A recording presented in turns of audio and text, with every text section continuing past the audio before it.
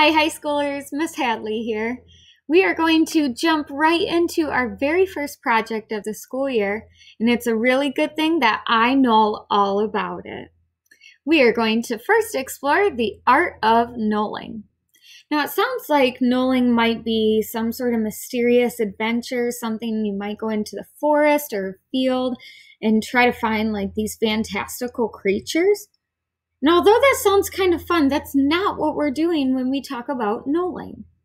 Instead, knolling is a type of photography that tells a story about a product, a brand, a company, a person, a place, a trend. There are so many purposes for knolling. Knolling is also known as flat lay photography.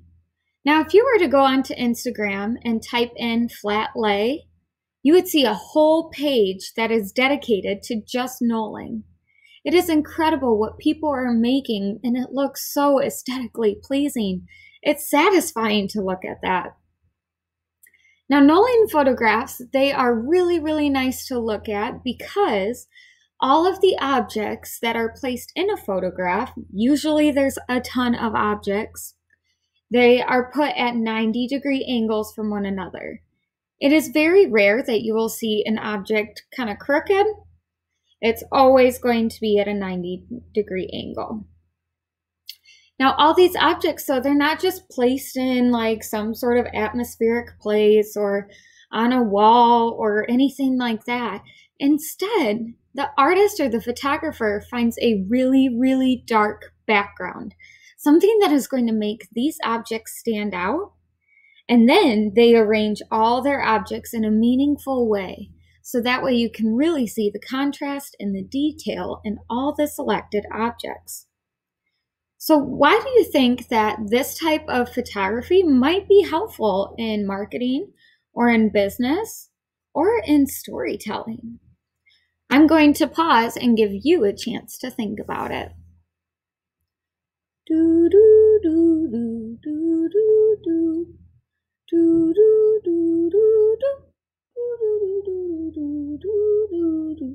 All right, enough of that. Let's move on. Maybe. There we go. All right, so knolling started actually by a janitor, not anybody super famous, not a real photographer, but his name was Andrew Cromlow. He is our first knoller that we know of. And he was a janitor at the Jerry Furniture Store. And then the Jerry Furniture Store was building up this new brand of furniture called the Knolling line, or the Knoll line. And it was at the end of Cromlow's work shift that he would go out into the studio where all the artists were working and creating and crafting these pieces of furniture. He'd see all these tools that were left out. And he'd go and collect them and get them all together. He'd arrange them by size or purpose, whatever. And he'd start laying them out in 90-degree angled patterns. This is pretty experimental at the time, but it became really important because it wasn't just about the way that this looked in the end. It was actually that Andrew Cromlow had a deeper purpose in arranging these objects in the way that he did.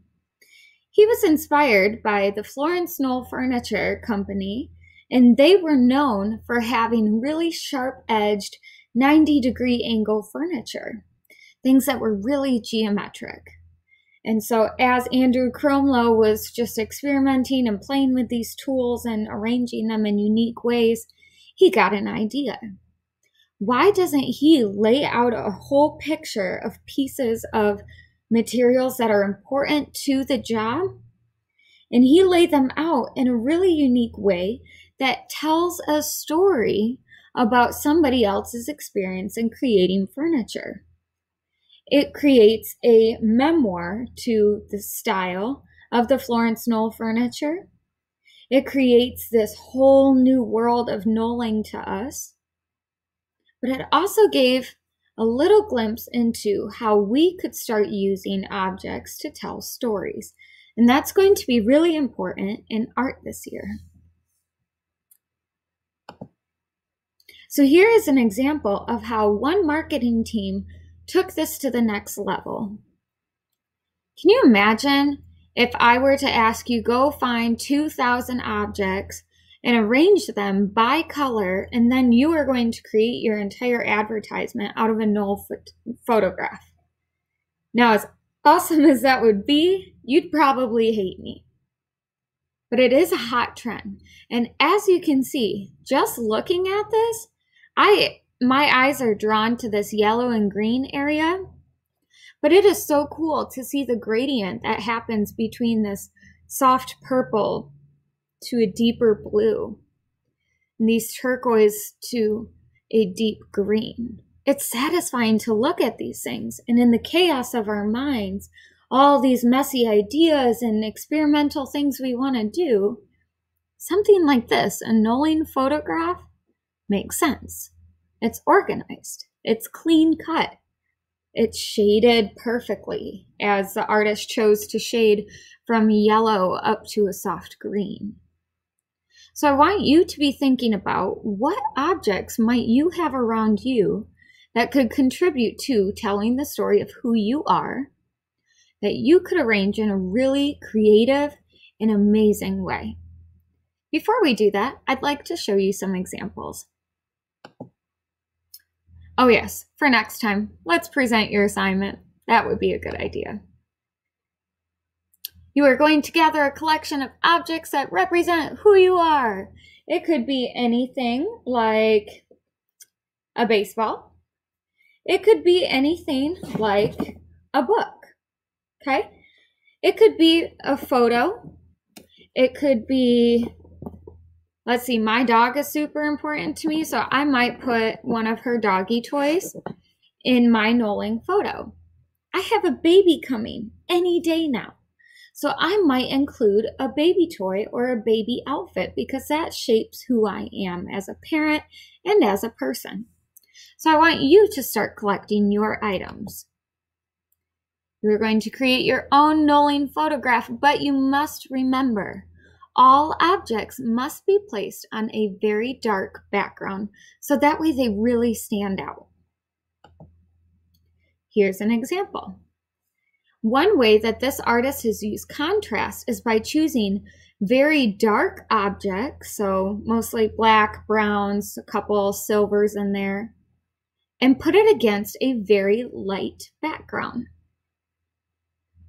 I would probably prefer to use a darker background with a very light white baseball. If I were to put this baseball on a white background or on a light wooden floor, it's not going to stand out very much. So be thinking about your contrast. How are you going to show darks and lights and how they can work together to create something that is pleasing?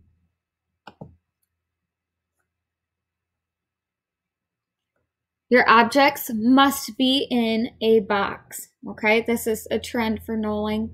You should not do a circle. Don't just do a clutter of items. Lay them all out so it is organized, 90-degree angles. Measure things to make sure that every single thing is a nice straight line. And by the way, this is going to be, oh yeah, you need 25 objects. And it's due Saturday by midnight, okay? You got plenty of time for this. Don't stress out and don't think too hard about this, okay? Just grab everything that you can find in your room or everything around your home that describes little pieces of who you are. Give me more information about you, but also show me who you are in an aesthetically pleasing and artistic, creative way, okay? So you must have at least 25 objects. If you go above 25 objects, great job. I would love to see who could fit as many objects as possible in their picture. One thing to notice within this photo, though, is this photo that we are looking at here on the screen is directly above all of the items. The camera is not angled back, so everything gets distorted. It's not you hanging out up here and then showing me the table below. It's you need to stand on a chair or something, a ladder, something safe, and you need to get directly above all your items. Anything like if you were to show way more wood floor than what is around this, you're going to want to crop it down, okay? So knolling needs to be really clean cut, mathematical, measured, and perfect angles. So no taking photos like at an angle ever for my class, okay? So here's your chance to practice that. Let's just look at a few more examples before I let you get started. Here's one of our most current ones.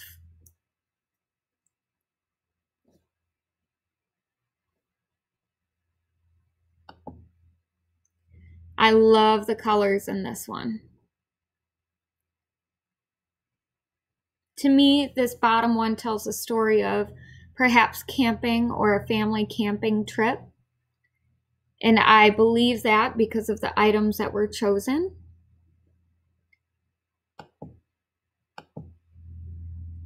I also love this one just because I'm a big color person.